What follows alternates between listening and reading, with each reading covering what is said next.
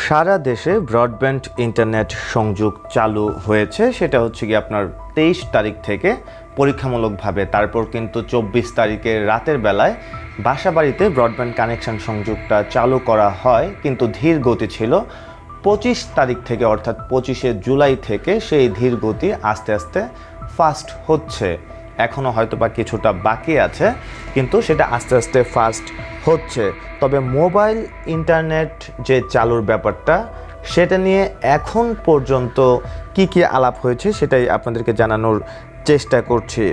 এদিকে বিটিআরসি বলেছে যে ব্রডব্যান্ড ইন্টারনেট চালু হলেও আগের মতো স্পিড খুব একটা নেই, কেননা 5 থেকে 7 দিন যদি কোনো ব্যান্ডউইথ না থাকে তখন কন্টেন্ট ডেলিভারি নেটওয়ার্ক সমৃদ্ধ হতে বা আগের অবস্থায় ফিরতে মিনিমাম 48 ঘন্টা সময় লাগে। তার মানে হয়তো বা আপনারা 26শে জুলাই থেকে অর্থাৎ 26 জুলাই থেকে আপনারা হয়তো বা আগের মতো ফাস্ট ইন্টারনেটটা পাবেন।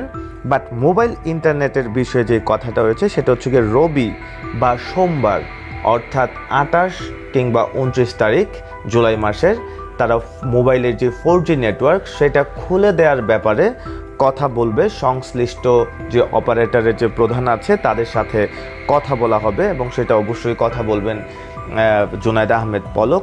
সেই মিটিংটা হওয়ার পরেই কিন্তু ডিসিশন নেওয়া হবে যে কবে থেকে খুলছে মোবাইলের 4G ইন্টারনেট। এদিকে ফেসবুক, টিকটক, হোয়াটসঅ্যাপ, মেসেঞ্জার এই সামাজিক যোগাযোগ মাধ্যমগুলো কবে খোলা হবে, অর্থাৎ মোবাইলে 4G চালু হলেই যে ফেসবুক, টিকটক বা আপনার মেসেঞ্জার, হোয়াটসঅ্যাপ চালু হয়ে যাবে বা ইনস্টাগ্রাম চালু হয়ে যাবে, বিষয়টা কিন্তু এমন না।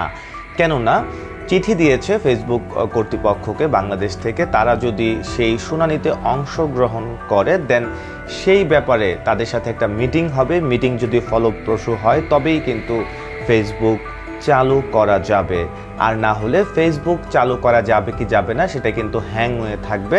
অর্থাৎ পরবর্তীতে জানানো যাবে যে কি পদক্ষেপ নিচ্ছে ফেসবুক খোলার জন্য। আপাতত এটিই ছিল ইন্টারনেট নিয়ে সর্বশেষ নিউজ।